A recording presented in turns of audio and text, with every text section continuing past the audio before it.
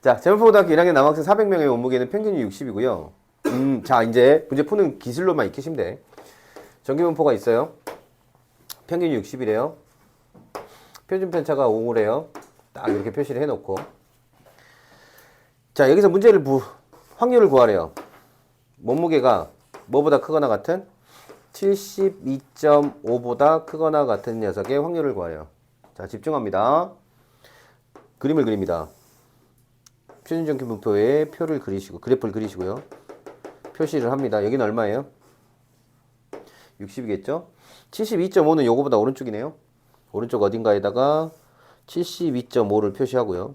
우리는 아까 얘 둘의 차이가 몇 시그마인가에 관심이 있었습니다. 몇 시그마짜리입니까? 2.5인가요?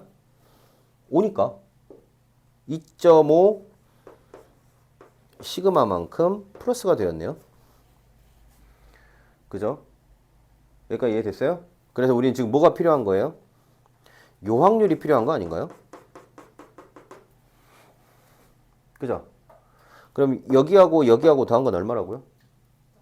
오, 0.5네요. 그죠? 그래서 얘는 0.5에서 뭘 뺄 거예요? 확률을 뺄 거예요. 얼마에서부터 얼마까지의 확률을? 60에서 72.5까지의 확률을 뺄 생각입니다. 괜찮아요? 자, 요 녀석은 뭔가요? 평균부터 시작해서 몇 시그마? 플러스 2.5 시그마짜리를 찾았습니다. 그러면 표를 보세요. 표에가 Z라는 분포는 표준 정규 분포라고 그랬고 평균이 0이고 표준 편차가 1인 놈이라 했습니다. 그러면 0부터 시작해서 1.5까지가 2.5 시그마짜리 확률인 거죠. 오케이? 그래서 요게 얼마라는 걸 알아요? 표에서 2.5짜리를 찾으면 0.4938이라는 걸 압니다. 결론은 0.0062 이렇게 되겠네. 괜찮아요? 요 딱으로 문제를 풀어나가시면 됩니다. 그 다음에 봅시다. 52.5kg 이상. 다시 한번 볼게요. 이번에는 똑같은 확률을 구하는데 x가 어디서부터? 52.5부터 70 이하인 확률을 구하래요. 표를 또 그립니다. 그래프를 그립니다. 그래놓고 여기가 얼마라고요? 60이라고요? 70은 여기 있겠네요. 52.5는 얘보다 좀 가까워질 테니까 이렇게 생겼겠네. 여기가 52.5죠. 따라왔을까? 자, 이거하고 더하면 되겠네. 요쪽은 몇 시그마짜리 확률을 거기서 카운트하면 돼요? 2 시그마짜리니까 2를 타 0.477인가요? 맞아요? 요쪽은 어차피 좌우 대칭이라는 거 알고 있으니까 요쪽 사이드는 몇 시그마짜리를 찾으면 돼요? 1.5 시그마짜리를 찾으면 되겠네요. 1.5 시그마 얼마입니까? 0.433인가요? 두 개 딱 더하면 우리가 찾고 싶었던 답은 얼마가 나와요? 0. 어머나 계산 개빡세네. 4가 될 거고 1 될 거고 아니다 0 되지. 올라가면서 1 올라갔고 1 남기고 올라갔고 0.9104 이렇게 나오겠다. 맞아요? 아이씨 0.910 몇 명 구하냐? 몇 명이냐고. 전체 학생 수가 몇 명이야? 400명. 그러니까 여기다 곱하기 얼마 하면 돼? 400 하면 명수가 나오겠지? 이렇게 계산하시면 된다. 의외로 문제는 쉽습니다. 그 다음 거 한번 볼게요.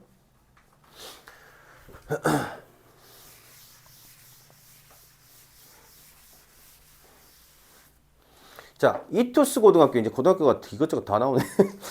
이투스 고등학교 2학년 학생들 상위 8%는 수학 수행평가에서 1등급을 받는데요. 오, 8%만이 1등급을 준다네요. 좋은 학교네. 수학 수행평가 성적이 평균은 30점인 표준편차가, 수학 수행평가의 점수는 표준편차를 따르는데, 정규분포를 따르는데, 평균이 30이고, 표준편차가 5인 녀석이래요. 이렇게. 1등급을 받으려면 몇 점을 받아야 될까요? 1등급을 받으려면 8% 안에 들어가야 되죠. Understand? 자, 갑니다.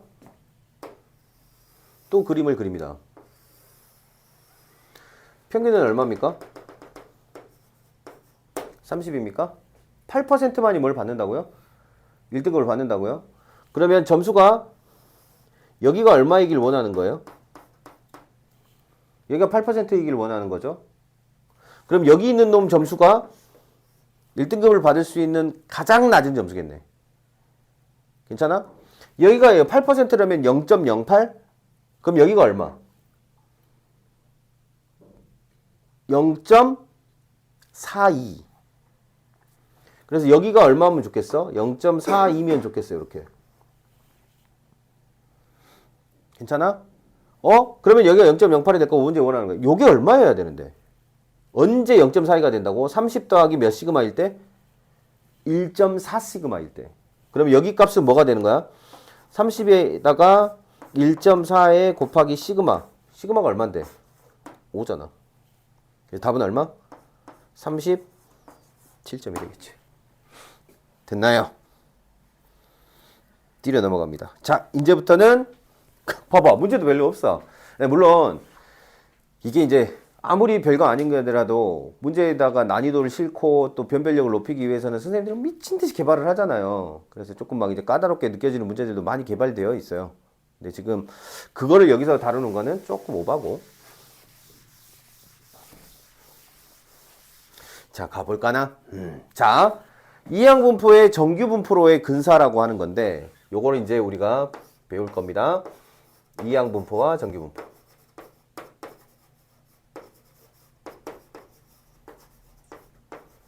근데 이 구조를 교과과정이 참 되게 정교해요. 우리나라 교과과정이 뭐 쓰레기다 막 이런 말도 많은데 저는 그렇게 안 생각해요. 생각하지 않습니다.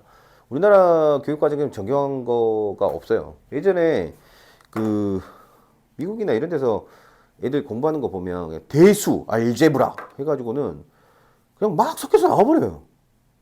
그러니까 그렇게 공부하는 게 맞나? 나는 우리나라 교육과정 나쁘지 않은 것 같아요. 되게 정교하게 잘 만들어져 있다고 판단하고 그때그때 딱 필요한 부분들도 정교하기도 하고 과정도 좋고 난이도도 물론 난이도가 높다라는 거 나 교과과정 난이도가 높은 게 아니라 킬러들이 너무 어려운 거야 그냥 그거는.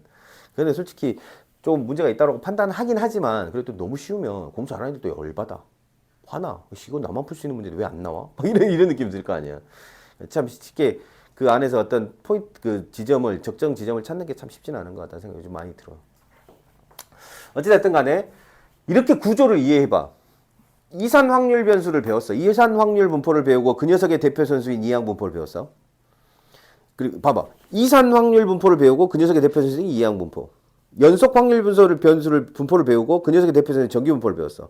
이 둘이 어떤 관계가 있는지 너무 예쁘지 않아? 구조가? 아니야? 비웃어? 그치 예쁘지. 사회생활 좀 하는데? 뭐 예쁘긴 개뿔? 그냥 그런 거지. 그지? 이상 확률 변수, 그 녀석의 대표 이항. 연속 확률 변수, 그 녀석의 대표 정규. 이 둘은 과연 어떤 관계에 있을까? 이렇게 한번 보는 느낌이라고 생각하면 돼. 근데 그것도 되게 까다로운 이런 거 다 빼놓고는 딱 한마디로 해야 하면 돼. 이항 분포가 정규 분포로 간대. 뭐 하면? 시행 횟수. 우리는 이항 분포에서 시행 횟수를 뭐라고 썼지? n이라고 썼지? 시행 횟수가 충분히 크면 옌뱅 이항 분포는 그 시행 횟수가 충분히 크면 정규 분포에 근사한다. 이항 분포 대신 뭘 써도 좋다. 정규 분포라고 간주하고 문제를 풀어도 좋다. 이거거든. 그러니까 이항 분포가 있고 그 이항 분포를 구성하는 시행 횟수 n이 충분히 커지면 그 녀석은 정규 분포와 거의 유사한 그림을 가지고 분포를 띈다. 따라서 정규 분포로 전환해서 문제를 풀어도 좋다. 라는 게 뭐다? 이 단어, 이 개념의 핵심이라고. 그래, 존나 짜증이 확 나야지. 씨발, 충분히 크다는 게 뭔데 도대체? 그지? 충분히가 무슨 연병. 어떤 사람한테는 씨발, 10억도 작은데. 그지? 누구한테는 1억도 크잖아. 그러니까, 이 충분히란 말이 옛날에는 진짜 규정이 없었어. 적당히 크면?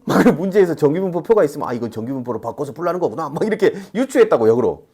근데 지금은 그냥 어느 정도 기준은 주어져 있어요. 이렇게 기준이 주어져 있습니다. 그래서 이 기억을 해놓으세요.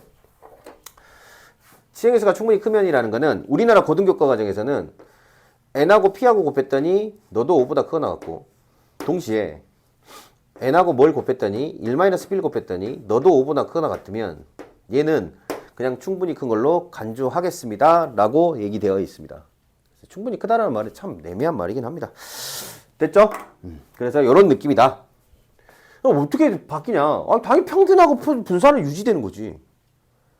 평균하고 분산은 그대로 유지되면서 뭐가 바뀌는 거야? 분포의 모양이 정규 분포를 따라간다, 이런 느낌으로 생각하면 돼. 그래서 이 말은 곧 BNP인데 위에 말한 조건 NP도 뭐보다 크거나 같고 5보다 크거나 같고 n의 1-p도 뭐보다 크거나 같으면 5보다 크거나 같은, 즉 n이 충분히 크다라는 보장이 있으면 얘는 정규 분포에 뭘 따르게 될 거다? np의 루트의 np 1-p의 전체의 제곱으로 바꿔 쓸 수 있다. 요게 이항 분포의 정규 근사라고 합니다. 오케이? 다시 한번 이항 분포의 정규 근사. 이항 분포의 시행 횟수 n이 충분히 커졌을 때 정규 분포로 문제를 풀어도 좋다라는 느낌으로 이해하시면 됩니다. 자, 해볼까요? 예제 4번입니다. 어느 대학의 공공학년도 정시 모집 합격자의 1차 등록 비율은 75%였습니다. 꽤나 높네요. 그 합격자들 중에서 임의로 192명을 뽑아가지고 1차 등록 여부를 조사했어요. 그러니까 합격자들이 있는 거야. 뭐 지금 기분 좋게 그냥 S대학교로 합시다. 서울대학교로 합시다. 최현이가 서울대학교를 합격했어요. 그래서 이제 물어본 거예요. 서울대학교 그 입학처에서. 야, 너 등록할 거야? 라고 했을 때 최윤이가 네라고 대답할 확률이 얼마라는 거예요? 4분의 3이라는 얘기예요. 그러니까 4분의 1의 확률로 뭐 하겠다는 거예요? 전 안 갈래요. 저 등록 안 할 거예요. 한 거지. 뭐, 의대 됐겠지 뭐. 그치? 그렇게 생각하면 되잖아. 그치? 그 실제로 서울대학교에서 미등록 사태가 좀 많이 있어요. 의대 돼가지고 서울대 대신에 의대 가려고 하는 친구들 꽤 많이 있으니까 요즘에. 그런 느낌인 거야. 그러니까 그 각각의 합격자들한테 너 등록할 거야? 라고 물어봤을 때 등록할 확률은 4분의 3, 미등록할 확률은 4분의 1, 요 얘기를 해준 거고, 그런 합격 재승이 몇 명이 있는가? 192명이 있는 거야. 그럼 나는 몇 번을 물어보는 거야? 192번을 물어보는 거야. 이걸 하나의 시행으로 보는 거지. 192명의 합격자한테 전화해서 물어봐. 너 등록할 거야? 학교는 당연히 등록하기를 원하겠지. 그러면 학교 입장에서는 원하는 건 뭐야? 네, 등록하겠습니다 라고 대답하는 거지. 몇 명한테 물어봐? 192명한테. 그러니까 이항 분포가 생성이 되고 192명한테 물어볼게요. 그때 내가 원하는 답을 얻을 확률은 4분의 얼마예요? 4분의 3이죠. 괜찮아요? 저걸 그래서 이항 분포라는 걸 알게 됩니다. 그래서 132명 이상이 등록할 확률을 구해보고 싶은 건데, 잘 봐. 요 둘을 곱했더니 5보다 확실히 크죠. 요거랑 요거의 1-4분의 1을 곱해도 5보다 확실히 크죠. 그러니까 얘는 충분히 큰 걸로 볼 수 있고, 뭘로 갈 수 있다? 뭘로 전환? 정규 분포인 평균이 얼마짜리? 평균은 바뀌면 된다, 안 된다? 바뀌면 안 되니까 평균 구해. 192에다가 얼마를 곱하면 4분의 3을 곱하면 얼마 나오니? 144인가요? 맞아? 나누면 얼마야? 48이잖아. 곱하기 3이잖아. 3, 4, 12, 100, 144. 아, 평균이 144? 그럼 144. 오케이? 그 다음에 144에다 얼마까지 곱해주면 1-p니까 1-4분의 3까지 딱 곱해주면 요게 뭔데? 4분의 1이잖아. 144 4분의 1 하면 뭐 나와? 36 나오나? 그치? 36이니까 분산이 36? 우리는 표준 정규 풀 때는 표준 점차의 제곱으로 써주는 걸 좋아하니까 이렇게 돼서 저걸로 근사했습니다 라는 게 되는 거고, 오케이? 요걸 보고 BN 문제라고 합니다. B에서 이항 분포에서 N으로 가는 문제, BN 문제가 있고요.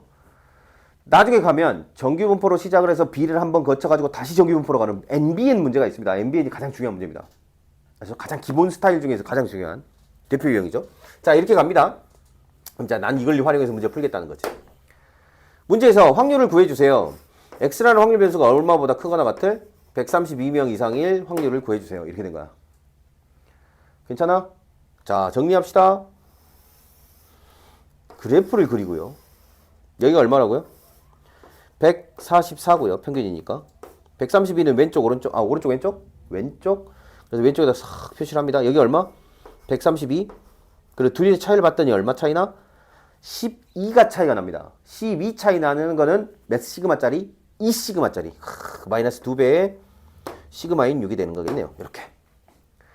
그러면 얘 이상일 확률을 구하라 그랬으니까 요 면적과 요 면적을 모두 더하면 되겠네?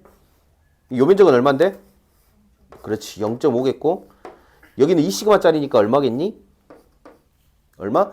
0.477이 되겠네. 그래서 두 개를 더하면 되는 거니까 0.9772의 확률로 뭐하다? 132명이 이상이 등록을 하게 되겠네요. 됐어요? 좋다고 얘기. 자, 이제 5번입니다.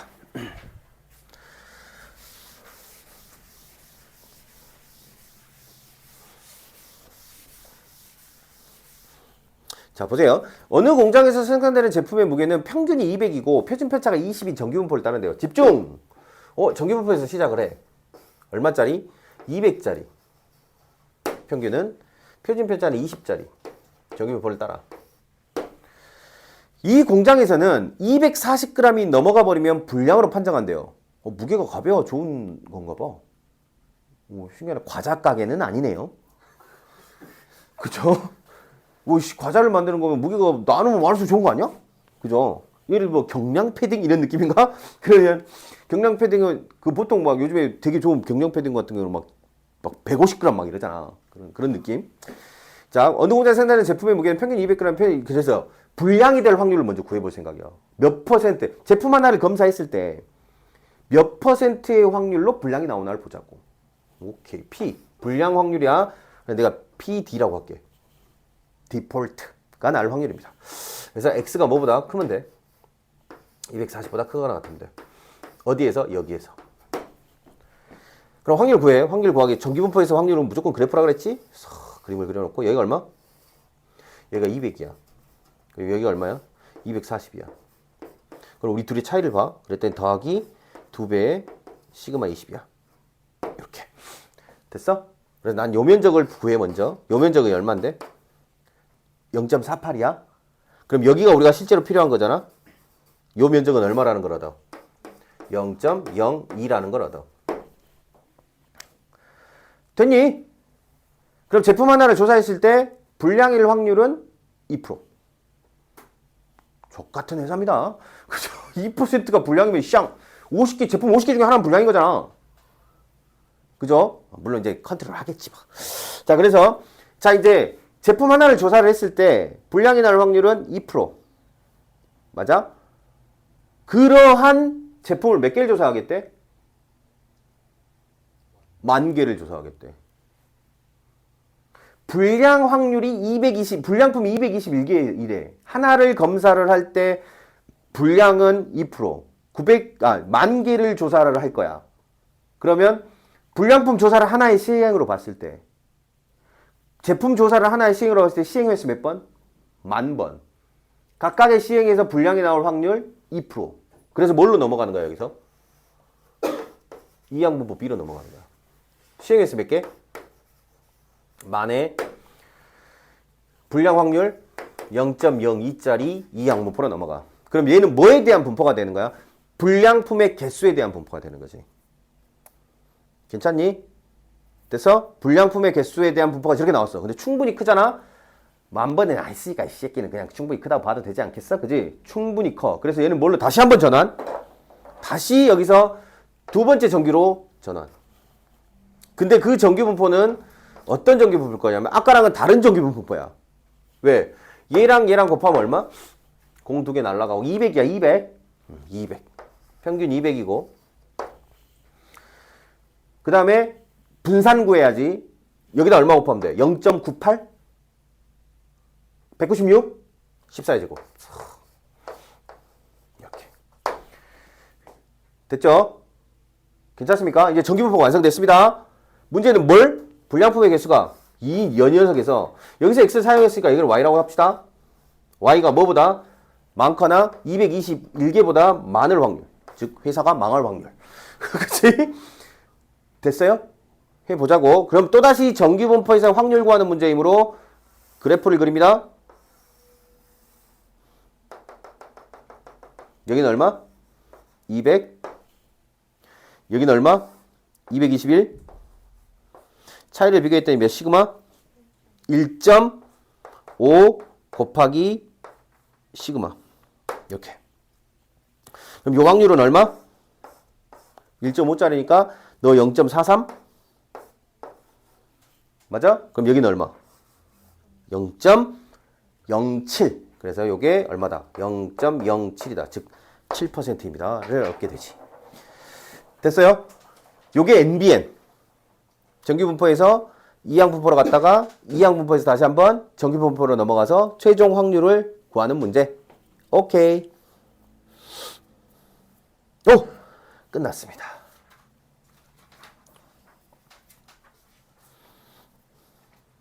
막 되게 어렵다고 느껴지지는 않을 텐데